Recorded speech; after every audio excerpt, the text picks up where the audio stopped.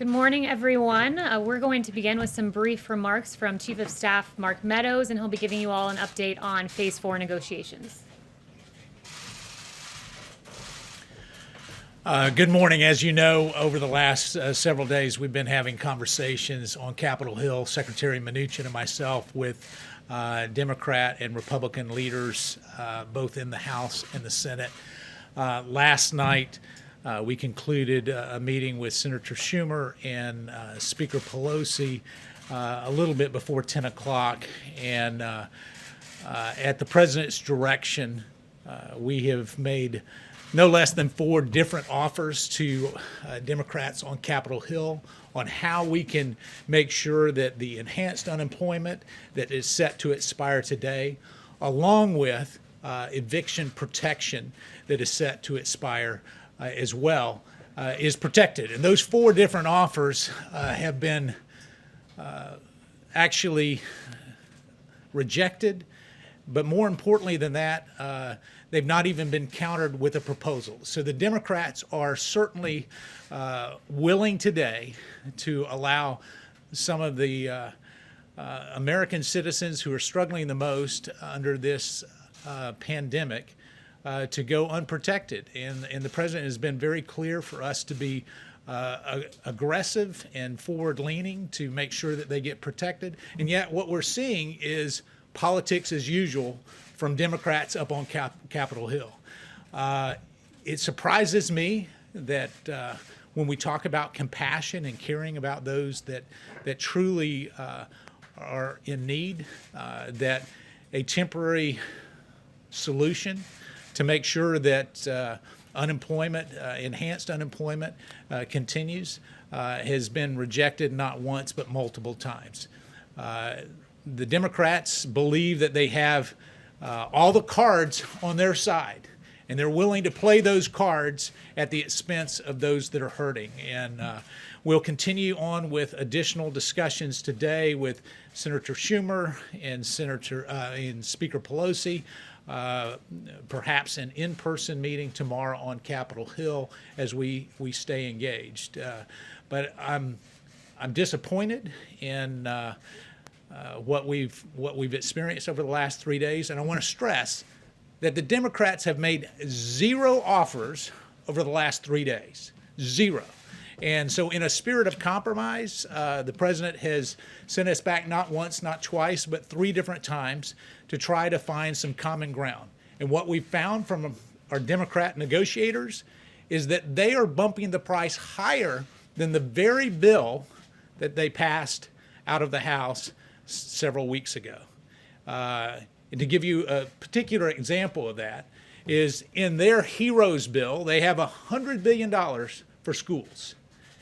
We matched that offer and actually put forth a proposal for $105 billion for schools for K through 12 and higher institutions. And yet, what did they say to that? Oh no, that was 2 months ago. We want to increase the amount of money that we send to schools to $400 billion. We're going in the wrong direction. They're going in the wrong direction because of partisan politics. It is very disappointing. And so we call on Capitol Hill to get serious about their negotiations. The president is serious about the negotiations. We're willing to engage. As you know, Leader McConnell yesterday put forth a 1-week extension at the current levels for enhanced unemployment. And what did we see? Senator Schumer objected to that. So there's no clearer message that the American people should receive other than the fact that the Democrats are willing to play politics at a critical time in our nation's very dire circumstances as we deal with this pandemic. So I wanted to give you that brief update so that you could have it straight from the negotiations as they've happened over the last 3 days. And as we work, I'm going to turn it over to the press secretary, and I think she's prepared to answer all the questions. liability insurance? Is that a red line for you guys? McConnell said it was. Thank you, guys. I think she'll address that. I'll take your questions in just a moment. The chief has to run to a meeting. But earlier this week, I just wanted to start off with an overview of what we've been doing on COVID. President Trump visited the great state of North Carolina to highlight the important work being done as part of Operation Warp Speed. And thanks to President Trump's leadership, the Trump administration has made substantial investments, including investing in multiple vaccine candidates, with several entering phase 3 clinical trials, including AstraZeneca, Moderna, and Pfizer, providing financial infrastructure for mass manufacturing of potential vaccines, guaranteeing doses of a vaccine will be available for distribution shortly after approval. The race for a coronavirus vaccine is truly moving at warp speed under President Trump. In addition, President Trump is leading on therapeutics. Over 140 clinical trials are now underway. Remdesivir, dexamethasone, convalescent plasma, and monoclonal antibody treatments. Yesterday, President Trump visited the American Red Cross headquarters to hold a roundtable on donating plasma. This initiative will empower Americans to help their fellow Americans in battling the virus. These critical investments in a coronavirus vaccine are due to the fact that we have a businessman in the White House. And according to the Wall Street Journal, quote, Democrats blame the U.S. case surge on inadequate testing and contact tracing, but the U.S. has averaged 2 to 3 times more tests per capita than most European and Asian countries. Indeed, we've done more than 59 million tests, with India at number 2 with just about 14 million tests, so quite a difference there.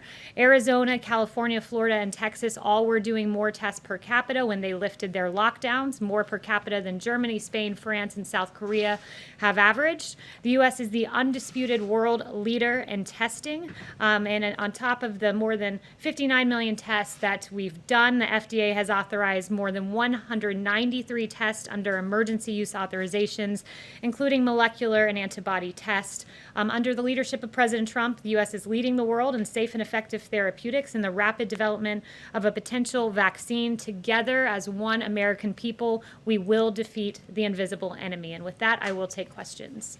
Paula. Kayleigh, thank you. On Mark's comments about how it's Democrats who won't compromise, Democrats came up with a plan 2 months ago. The Republican plan was just presented on Monday, and in that time, the president has contradicted the Republican plan on the amount of stimulus checks, on student loans. Mitch McConnell threw you guys under the bus on funding for the FBI building. What do you say to the tens of millions of people who are going to lose their benefits when it appears that the real issue is that Republicans cannot agree among themselves, even though they've had months? That's not it at all. In fact, Democrats offered a $3 trillion plan.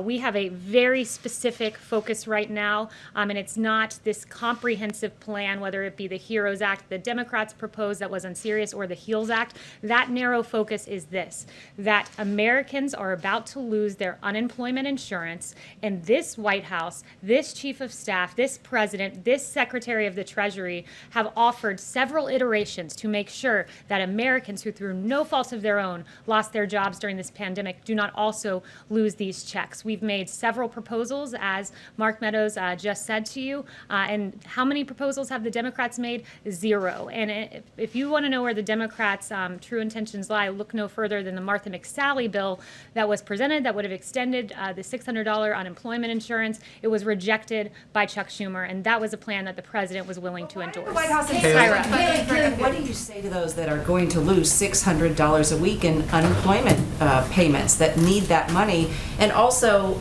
why didn't you start negotiating earlier, and why only the offer of an extension of 1 week?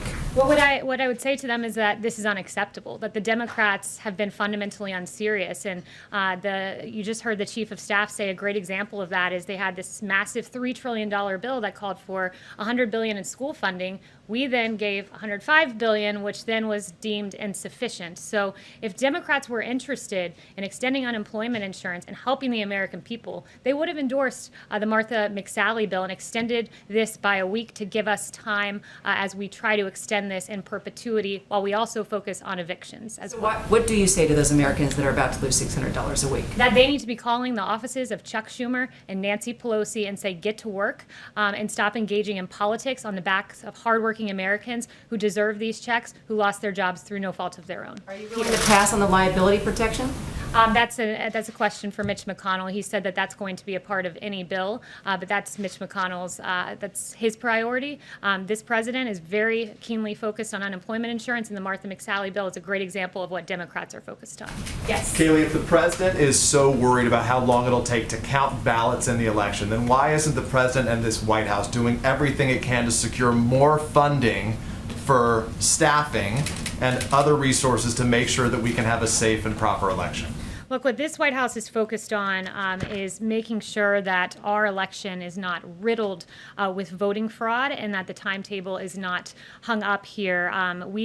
There are several lawsuits that the campaign is engaged on, and I would point you to the campaign for specifics That doesn't answer my question, though. My question is, what is the White House doing to get more resources for funding and staff to make sure, as the president says, that it will be a secure and safe election? Well, as you know, Peter, states run their elections, and it is up to states to And make they're sure that asking they for more have the money. capacity. But what this White House is focused on is ensuring that what Jeffrey Toobin has said over at the New Yorker, CNN contributor, notably, New York's primary vote count chaos signals trouble for November. And as he noted, you want to talk about the president, but Jeffrey Toobin himself, Democrats control the state government of New York. They are responsible for creating the fiasco that is unfolding now, and that is certain to get worse in November. States need to get their acts together when it comes to elections.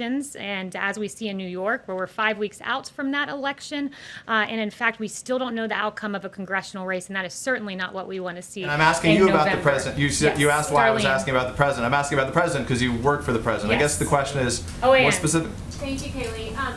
So the president's meeting this morning in a few minutes with the National Association of Police Organizations. In 2008, 2012, they supported Barack Obama and Joe Biden. In 2016, they didn't support either candidate, and now in 2020, they're endorsing President Trump. To what does the White House attribute this change in support? Well, it's clearly a change in the Democrat Party, Jen. When you look at the polling on defunding the police, ABC News, Ipsos poll, 64% oppose defunding the police. Huffington Post, 57% oppose. Rasmussen, 59% oppose. But make no mistakes, Democrats want to defund our law enforcement. It comes at a time where 64% of Americans say they are concerned that growing criticism of America's police will lead to a shortage of police officers and reduce public safety in the community where they live. The American people have seen very clearly where the Democrat Party of today stands. It's at an unacceptable place, and I think that this administration has shown great respect for our law enforcement, who every day are out there defending and protecting our streets in Democrat-run cities that have turned abundantly chaotic because of their lack of support and respect for law enforcement. Darlene. Can you explain why the White House did not counter with a comprehensive plan of its own? You said the White House was focused on two things, the unemployment insurance and evictions. Why not have a more comprehensive proposal to counter what the Democrats had put on the table? So I've walked through at this podium the more comprehensive plan that this White House was hoping to see, and our priorities like tax rebates, unemployment benefits, enhanced hiring and retention payroll credits, workplace tax credits, restaurant donations, and others. Those are all part of the HEALS Act. So there is a comprehensive plan that was put forward by Republicans on the Hill with several White House priorities in it. But right now, at this day, at this moment, our focus is making sure that Americans who have lost their jobs get their paychecks. It's why, as you heard the Chief of Staff say, we've made 4 proposals. Democrats have made precisely 0. Jen. About the nomination of General Tata, is the White House still behind that? The president still supports General Tata. Yes. Kayleigh, so is there anything that you agree with on the Democrats after all these negotiations? Are there any points of unity so far? Well, look, they've presented 0 plans. So we've presented 4, they've presented 0. So do we agree with them? It seems that they don't agree with us. The White House supports unemployment insurance benefits. The White House supports ensuring Americans don't get evicted. But what do the Democrats support? What do they stand for? So far, they've offered 0, nothing, except rejecting Martha McSally's bill to ensure that those who are receiving those checks continue receiving them. Is there an upper limit? that? Is there Yes. an upper limit, Kayleigh, for the amount that you're willing to go to? Has the White House decided on some sort of a cap for how much you're willing to spend this round? Not that I'm aware of. The president has said, he wants to make sure money gets to the American people. Yes. The Trump administration wants $377 million in the coronavirus relief bill for the the long-delayed modernization of the West Wing. How is that a priority in terms of the coronavirus pandemic? You guys talked about priorities. You had the FBI bill, which doesn't seem to have much support from Capitol Hill as well. So two things, and I'm glad you asked that because I do want to give you some details about those two items in particular. When it comes to the FBI building, this has been a long discussed issue. I would note that the 3 previous COVID bills that have been passed had plenty of other things in them that were not related to COVID. One of those examples is the Harbor Maintenance Trust Fund. This is not a red line for us. It was a part of the initial bill, but it is certainly not a red line. The priority, as I've said several times so far, is unemployment insurance, making sure Americans do not get evicted. And then as it pertains to White House renovations, many of those pertain to safety protocols, filtration systems, enhanced communication ability, and needs that we saw that were highlighted during the pandemic. But make no mistake, a $377 million proposal will not stand in the way of ensuring that the American people get their checks. That is the priority, ensuring that Americans do not get evicted. That is our number 1, number 2 goals. Yes. Thank you, Kayleigh. I just wanted to confirm reports that Mark Meadows actually made an offer to extend unemployment insurance by 4 months. I haven't spoken to him on that precise proposal, but as he's mentioned, there were 4 that were made. Maybe a follow-up question then. I want to change gears and talk to you about Twitter. We reported yesterday that the Israeli government wrote to Twitter's CEO asking him to remove tweets from Iran's supreme leader, Ayatollah Khamenei, calling for the genocide of the Israeli people. The company refused to do that because they said that the tweets were, quote, comments on current affairs. I'm wondering if the White House has a response, given that Twitter has recently begun restricting the president's own tweets for glorifying violence, quote, glorifying violence and spreading misinformation, and if you have spoken to the president about any further action perhaps he's taking on social media companies. Yeah, it's a great question, Ebony. I did see that New York Post story, and I thought it was very eye-opening, and it tells you where these social media companies stand, where they're not willing to assess the Ayatollah Khomeini's tweets, but they are willing to assess President Trump's tweets. It's really appalling, and it just speaks to their overwhelming, blinding bias against conservatives and against this president. And we are taking action. The administration is submitting a petition to the FCC for proposed regulatory changes to hold social media companies accountable for their censorship. And this petition that was previously reported on earlier in the week asked the FCC to end the loophole that allows social media companies to escape civil lawsuits for their own speech, fact checks, and deplatforming. And the petition seeks to expose social media companies to liability as a speaker or a publisher if they act as editors of content on their platforms or remove lawful speech based on politics. And very good work by the New York Post in highlighting that issue. Yes. Thanks. Can I follow up on Darlene's question on Tata for a minute? You said that the administration is still behind him, but are you guys considering putting him in an acting role? I have no personnel announcements other to say than the president still supports him. Can I have one follow-up? Yes, thank you. It's been a month since there were reports of Russian bounties upon American military forces, and yet the White House has done nothing to push back on Putin. What is the delay?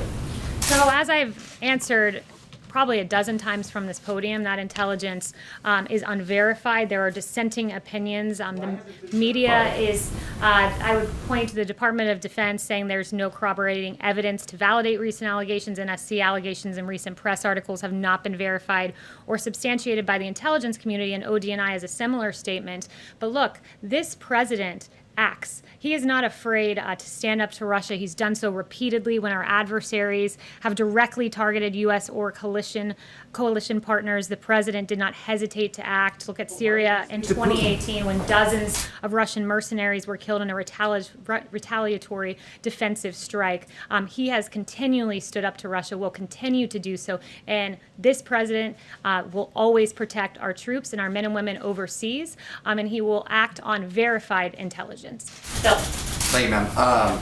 So Colorado, Hawaii, Oregon, Utah, and Washington all have automatic mail-in ballot systems. The White House has made its position clear on absentee ballots and also the concern over these universal systems.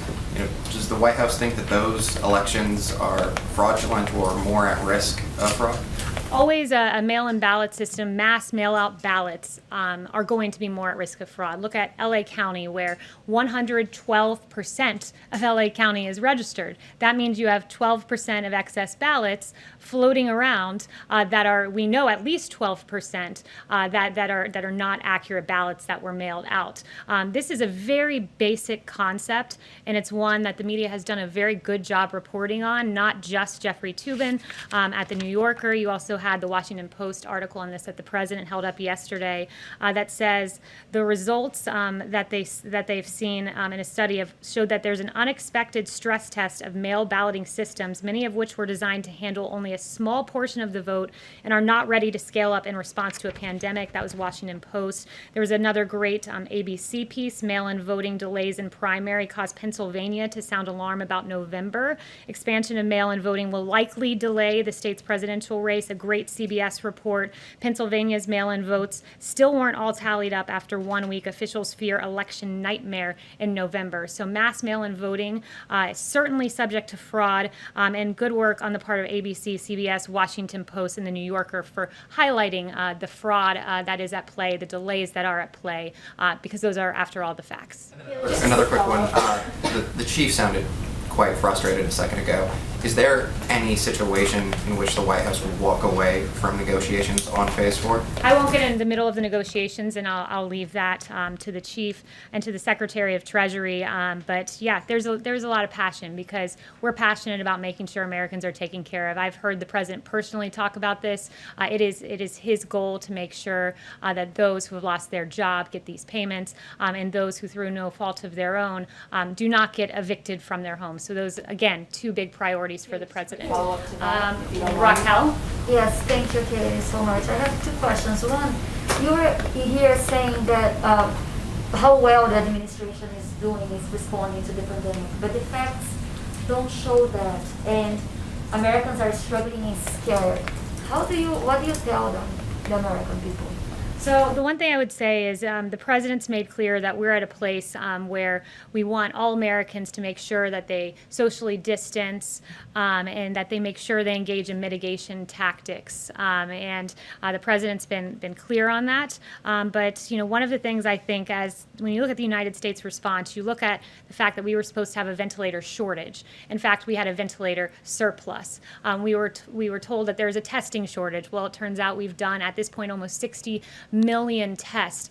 This president led on the development of remdesivir. We just saw this week promising signs from convalescent plasma. Our therapeutics are advanced, I would argue the best in the world. And that's why when you look at, in particular, at the case fatality rate, which the president often talks about, you see that tells a big story. When the U.S. case fatality rate is at 3.4%, the world's is at 4% averaged, and the EU at 9.7%. That is a testament to our therapeutics.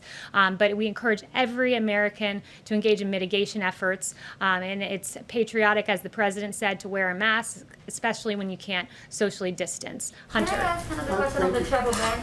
Hunter. A travel ban. Travel ban. Yes, there is a movement growing called Love is Not Tourism. They are families and couples separate for a month because of the travel ban. Couples who couldn't be together on their childbirth, or mothers and sons, or are separated during illness. They are asking if the administration could consider a waiver in their cases. I haven't spoken to the president about those specific cases, but this president will always put America first. This president put in place the travel bans to protect American lives, and they've done that. Dr. Fauci acknowledging that the travel bans have saved American lives, and that is our goal at this moment. Hunter. Thank you, Kayleigh. Two quick questions for you. Herman Cains passed away yesterday, and obviously he had tested positive for COVID 9 days after attending the president's rally in Tulsa. Officials there have connected the rally to a spike in cases. Is there any concern that Herman Cain may have contracted coronavirus at the president's rally? And is the task force doing any follow-up to track other potential cases from that event? Look, Herman Cain is the absolute embodiment of the American dream. We are grieved and we are very saddened by his passing. He was raised in Atlanta, Georgia, on a small farm. He left with just the clothes on his back. His mother was a housekeeper, and he rose to be an extremely successful businessman and someone who was who contended for the nomination of our party. And I would refer you to a post on Herman Cain's website, and he says, "I realize," or his website rather, "I realize people will speculate about the Tulsa rally, but Herman did a lot of traveling the past week. I don't think there's any way to trace this to one specific contact that caused the infection. We'll never know." So that, and I will not politicize Herman Cain's passing, and I would just note the great contributions he's made to our society. We'll always remember him, and his legacy will stand. And then just a follow-up on another point. Obviously, the president's tweet yesterday seemed to float the idea of delaying the election. He later said, he supports no date change whatsoever.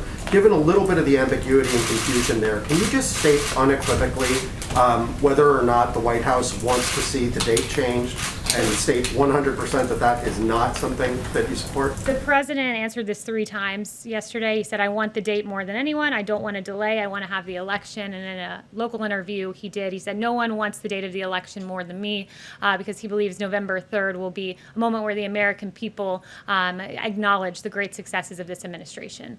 Yes. Okay, thank you. Does the president support the Chinese-backed Hong Kong government in delaying their elections?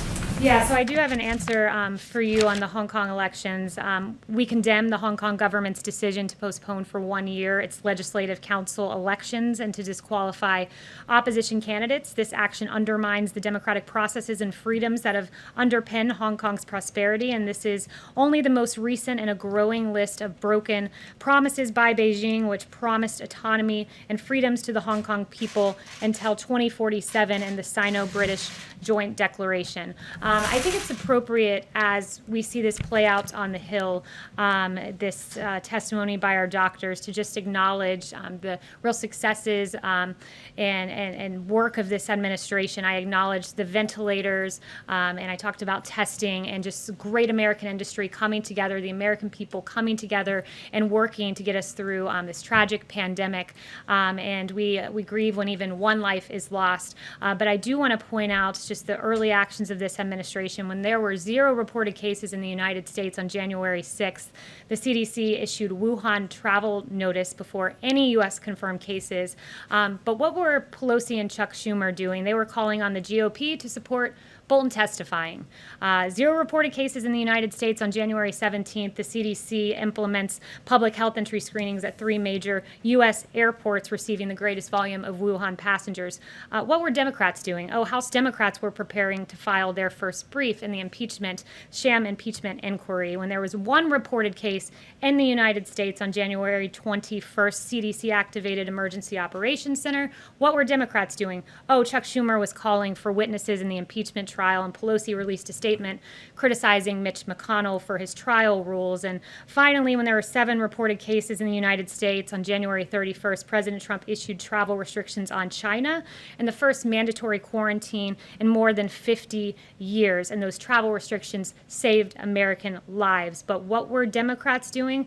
Pelosi was introducing the No Ban Act, which would have imposed undue limitations on the president's authority to restrict entry of aliens into the United States. And what are Chuck Schumer and Nancy Pelosi doing now? Stopping Americans from getting their unemployment insurance. And it's despicable, and it's time for them to come to the negotiating table. Thank you very much.